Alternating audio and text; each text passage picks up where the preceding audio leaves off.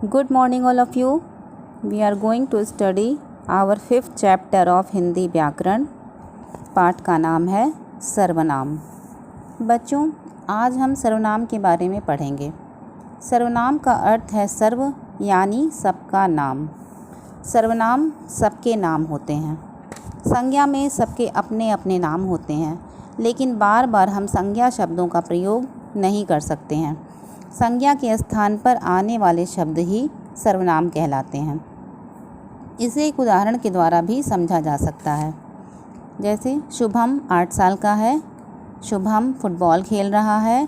कल शुभम का जन्मदिन था. शुभम के पापा ने बहुत अच्छी पार्टी दी. शुभम की माता अध्यापिका हैं. यहाँ पर यह गद्यांश बहुत अटपटा लग रहा है. बार बार हम शुभम का नाम न लेकर उसके स्थान पर सर्वनाम शब्दों का प्रयोग करते हैं, जिससे वाक्य सुंदर लगता है. शुभम 8 साल का है. वह फुटबॉल खेल रहा है. कल उसका जन्मदिन था. उसके पापा ने बहुत अच्छी पार्टी दी. उसकी माता अध्यापिका हैं. सर्वनाम शब्दों का प्रयोग इसीलिए किया जाता है जिससे वाक्य सुंदर और सौंदर्यवर्धक लगे. इसका अर्थ यही है कि संज्ञा के स्थान पर प्रयोग किए जाने वाले शब्द ही सर्वनाम कहलाते हैं, जैसे मैं, तुम, वह, वे आदि. यही कारण है कि सर्वनाम का उपयोग वाक्यों में अति आवश्यक है. आगे हम पढ़ते हैं कि सर्वनाम शब्दों का एक वचन और बहुवचन रूप भी होता है. जब हम किसी एक व्यक्ति या वस्तु के लिए सर्वनाम शब्द का प्रयोग करते हैं तो वह, यह, मैं, मेरा, तुम आदि शब्दों का प्रयोग करते हैं. लेकिन जब हम कई व्यक्तियों या वस्तुओं के लिए सर्वनाम शब्द का प्रयोग करते हैं तो वे, ये, हम, इन्हें आदि शब्दों का प्रयोग करते हैं. आदरसूचक वाक्यों में बहुवचन सर्वनाम का ही प्रयोग होता है, जैसे आप. यहाँ यह बात ध्यान देने योग्य है कि सर्वनाम शब्दों का संबोधन नहीं होता, अर्थात किसी को पुकारते समय हम उसका नाम या उपनाम लेकर ही पुकारते हैं. सर्वनाम द्वारा किसी को पुकारा नहीं जा सकता. आइए अब हम पाठ में आए कुछ सर्वनाम शब्दों के एक वचन या बहुवचन रूप को जानते हैं. वह पढ़ रहा है. यह एक वचन है. वे पढ़ रहे हैं. यह बहुवचन है. अब हम एक वचन और बहुवचन को अलग अलग कॉलम में लिखते हैं. एक वचन में है मैं, मैंने, मुझे, मेरा, तुम, तूने, तुझे, तेरा, तुम्हारा, उसने, आपने, यह, इसने. अब हम बहुवचन शब्दों को लिखते हैं.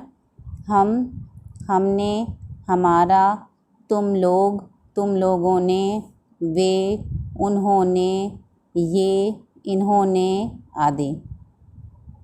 अब पाठ में सारांश यही है. हमने इस पाठ से यही सीखा कि संज्ञा के स्थान पर प्रयोग किए जाने वाले शब्द ही सर्वनाम कहलाते हैं. सर्वनाम का अर्थ है सबका नाम. सर्वनाम शब्दों के बिना वाक्य सौंदर्यहीन लगता है. सर्वनाम शब्दों का एक वचन और बहुवचन रूप होता है. अब इस पाठ में होमवर्क दिया गया है. पहला, आओ कुछ करें. इन वाक्यों में सर्वनाम शब्दों को रेखांकित करें. मैं आज विद्यालय नहीं गया. इसमें सर्वनाम शब्द है मैं. वे क्रिकेट खेल रहे हैं. इसमें सर्वनाम शब्द है वे. उसके पिताजी डॉक्टर हैं. सर्वनाम शब्द उसके. आप कहाँ जा रहे हैं. सर्वनाम शब्द है आप. कल हम घूमने जाएंगे. इसमें सर्वनाम शब्द है हम. दूसरा प्रश्न दिया है. सही सर्वनाम शब्दों को चुनकर खाली स्थान भरिए. ब्रैकेट में 3 ऑप्शन दिए गए हैं. इसमें जो सही सर्वनाम शब्द हैं उन्हें चुनना है और खाली स्थान में भरना है. पहला, डैश नाम सेजल है. मैं, तुम, मेरा. तो सही शब्द है मेरा. मेरा नाम सेजल है. दूसरा, डैश समय पर विद्यालय जाती है. वह, तुम या वे. सही उत्तर है वह समय पर विद्यालय जाती है. शेर को देखते ही डैश भाग गए. उन्हें, वे तुम्हारा। सही उत्तर है वे। शेर को देखते ही वे भाग गए। आगे दिया है डैश पिकनिक पर जाएंगे। हम, मुझे, तुम। सही उत्तर है हम पिकनिक पर जाएंगे। लास्ट दिया है डैश गृह कार्य पूरा कर लिया है। मुझे, मैंने, वे। सही उत्तर है मैंने गृह कार्य पूरा कर लिया है। आगे क्वेश्चन नंबर 3 में दिया है संज्ञा शब्दों की जगह सर्वनाम लिखकर वाक्य भरें। साजिद तेज़ दौड़ता है, साजिद ने दौड़ में भाग लिया। आप इसको सर्वनाम लिख कर के वाक्य दोबारा लिखेंगे। साजिद तेज़ दौड़ता है, उसने दौड़ में भाग लिया। दूसरा, चारू मेरी सहेली है, मैं चारू से लंबी हूँ। इसमें लिखेंगे चारू मेरी सहेली है, मैं उससे लंबी हूँ।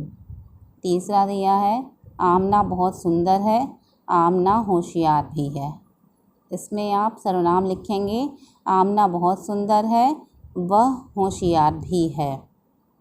चौथा, रतन और गौरी भाई बहन हैं, रतन और गौरी खेल रहे हैं। सही सर्वनाम शब्द लिखेंगे रतन और गौरी भाई बहन हैं, वे दोनों खेल रहे हैं। सारे होमवर्क को बुक में फिल करना है। लास्ट में कहानी दी गई है, छोटी सी कहानी में सर्वनाम शब्दों को रेखांकित करना है और बगल में किस संज्ञा के लिए आया है वो भी लिखना है। Thank you.